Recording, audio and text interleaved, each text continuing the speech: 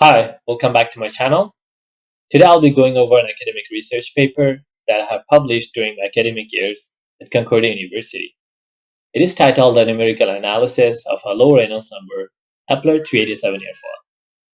For this paper, the objective was to compare the accuracy of the Reynolds average Navier-Stokes assumption for an unsteady turbulent flow over the Kepler 387 airfoil, which was achieved by comparing the computational fluid dynamics simulation results versus experimental data from NASA Langley Low Turbulence Pressure Tunnel. I will first briefly go over some basics of airfoil selection, and then next I will go over the Reynolds average, Navier-Stokes equation, and finally I will summarize the research paper findings and approach.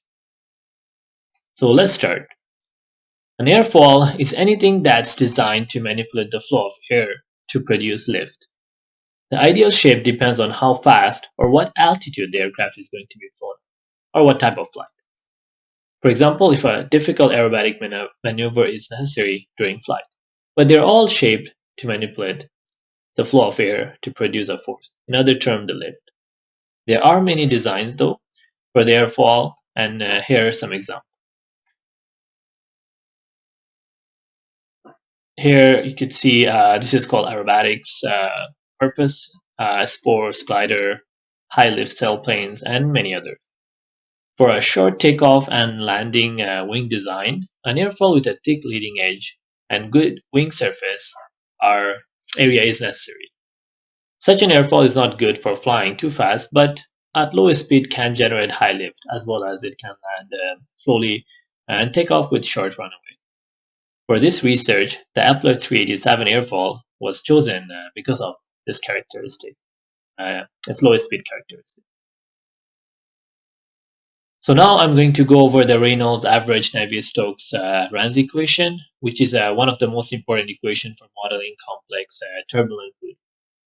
First, I'm going to go over the derivation of Reynolds equation and then find the expression for Reynolds stress by applying the Reynolds decomposition to the Navier-Stokes equation, which is basically decomposing the flow field into an average and a fluctuating component. Let's start by a quick look at the type of flow here. So the flow is basically can be divided into three types: laminar flow, which is this is the laminar flow.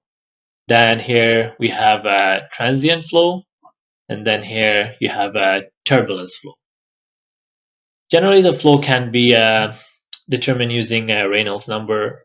A low Reynolds number correspond to laminar flow, where the flow is a sequential manner and parameters such as pressure and velocity remains constant. On the other hand, a high Reynolds number corresponds to a turbulent flow, where the flow is chaotic and the parameters are fluctuating. The Reynolds equation is based on these governing equations for the boundary layer. First, here we have the continuity equation, which is basically conservation of mass. Then here you have the momentum equation, conservation of momentum. And then finally, energy equation.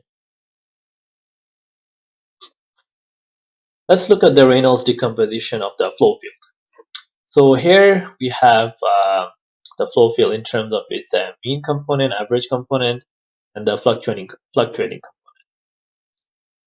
This is in a three-dimensional approach, but we're going to focus on a two-dimensional for this video. Here, the flow field is a function of x and y. This represents the integrated time. This is the instantaneous velocity, and then taking the whole thing, we get the time average.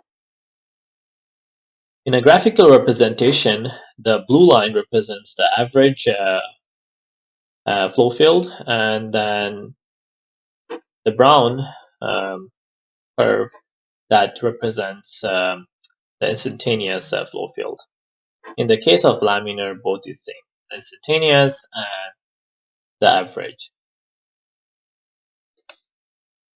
As you integrate, we get average quantities. and this average quantities doesn't change with time. In this case, when we integrate the fluctuating terms for a longer time period, then you can see that the fluctuation tend to go to zero right here. And applying the Reynolds decomposition to the continuity equation, you can see that the, the conservation of mass is respected. Here we have the flow field for U in terms of average and fluctuating, same for V, average and fluctuating. Then going to the next step, taking it further, each of the components is subdivided as such. Next, integrating the equation with respect to time and doing the averaging, we come to this step.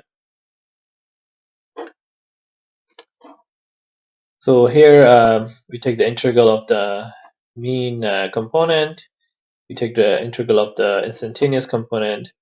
As I explained before, this term is going to go to zero, and then this term is also going to go to zero.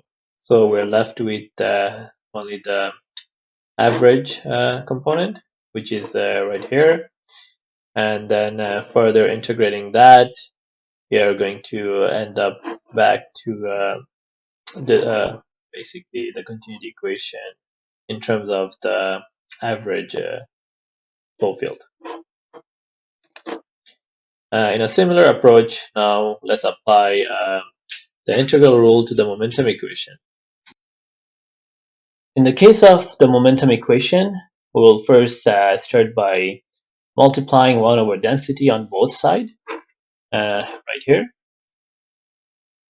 And once we do that, we could replace basically the viscosity over density in terms of kinematic viscosity, which is right here.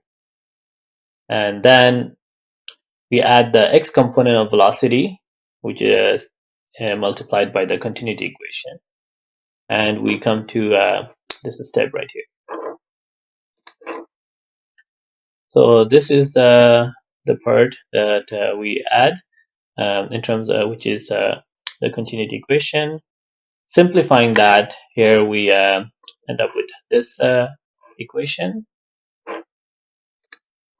Then we use the product rule in calculus to simplify the above equation, which end up in this step.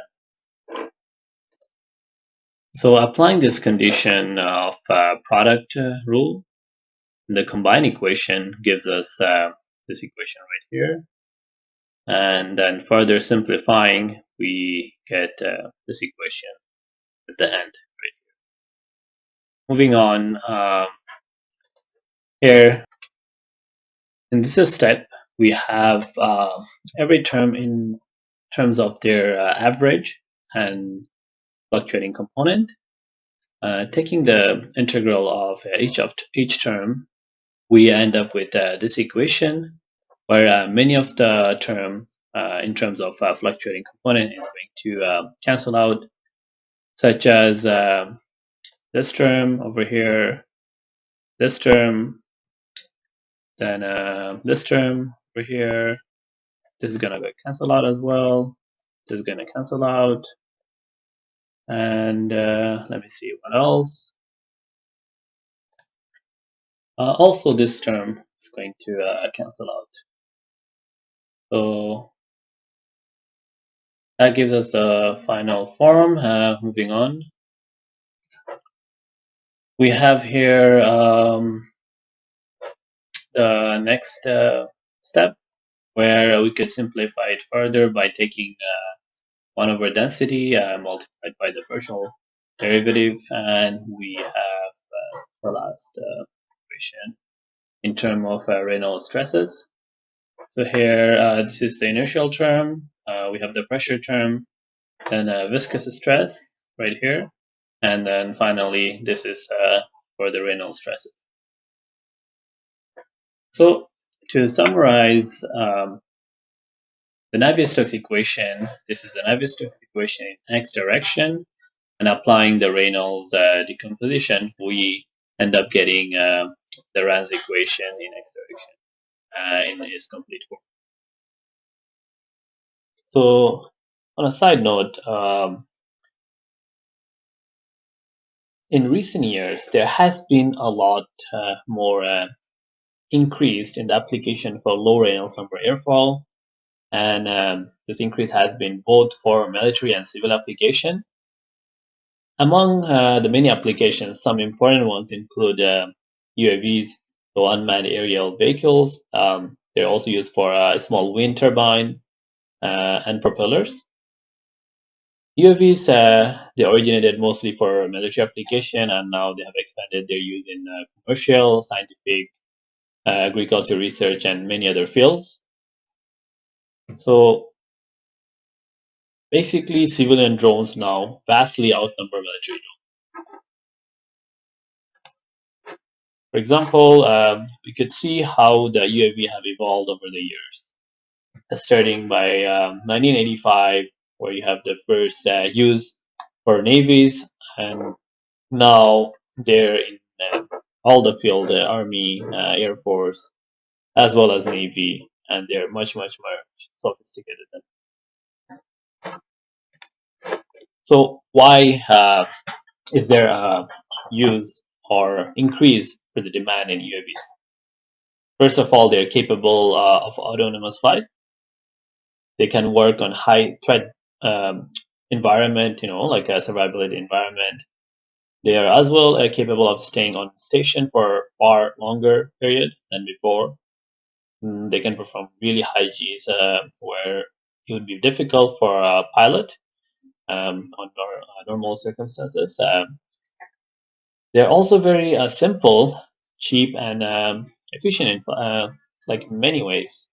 With our current day age communication capabilities, they're also very good for data acquisition and analysis and transmission. They're also able to give high resolution video transmission and as well as payload deployment.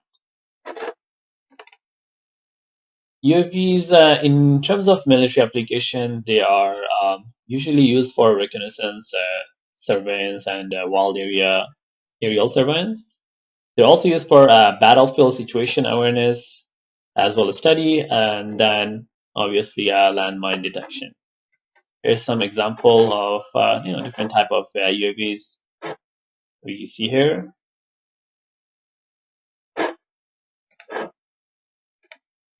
In the field of civil application, we have many purpose. Some of them like aerial photography, agriculture, Coast Guard, fire services, and forestry, um, survey organization, police authorities, well companies, and many others. Here's some example of some of the commercial type of UAVs. Here we see an agricultural drone, yeah, and this is for aerial photography. So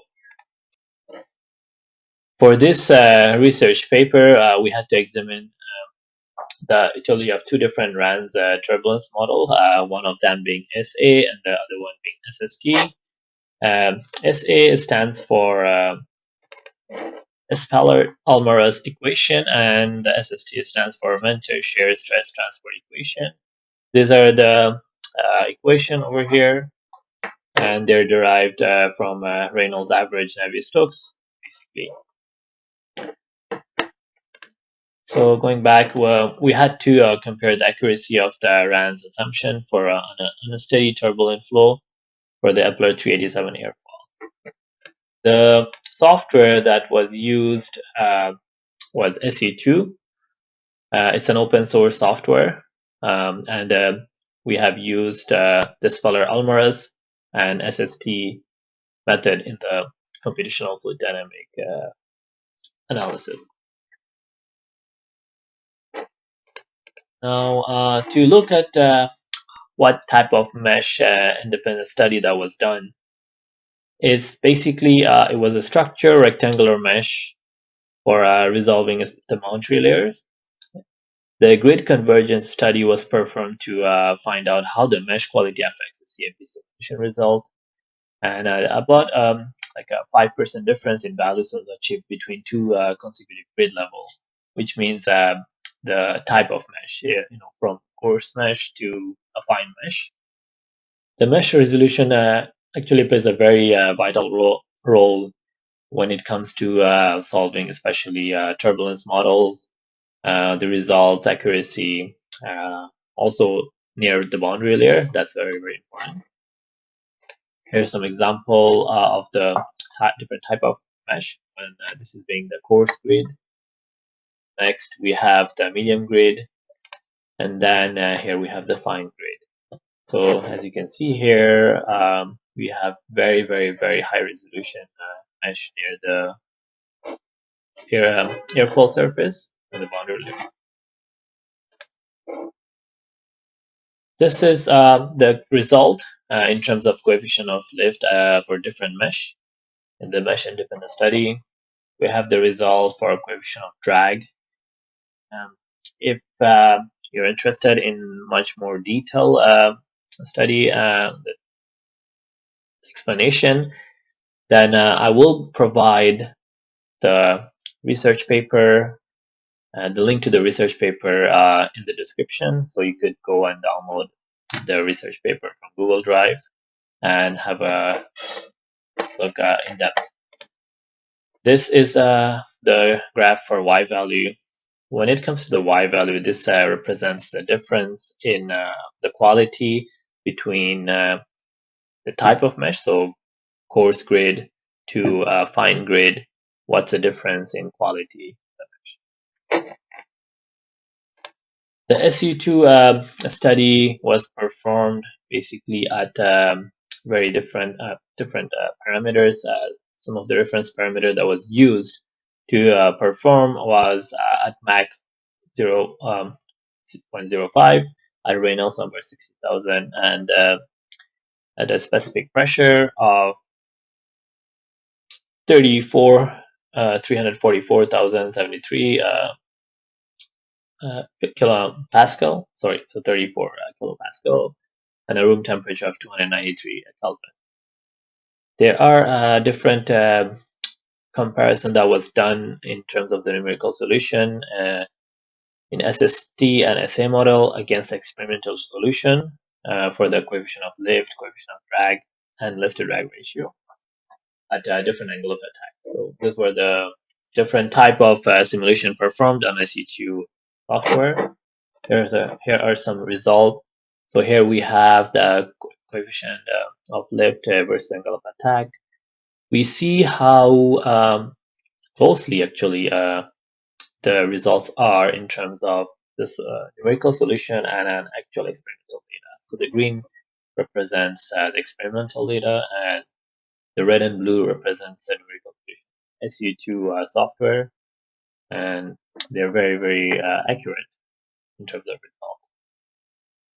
So just to quickly go over this concept of laminar separation bubble, what happens near the airfoil surface of much closer loop. So here, when we have the free stream flow, let's consider this as the airfoil surface. So on the edge of the boundary layer, there is a point where you will have a separation in the flow, where then we start having a region of vortices under the flow. So this is where you're gonna have a development of laminar separation.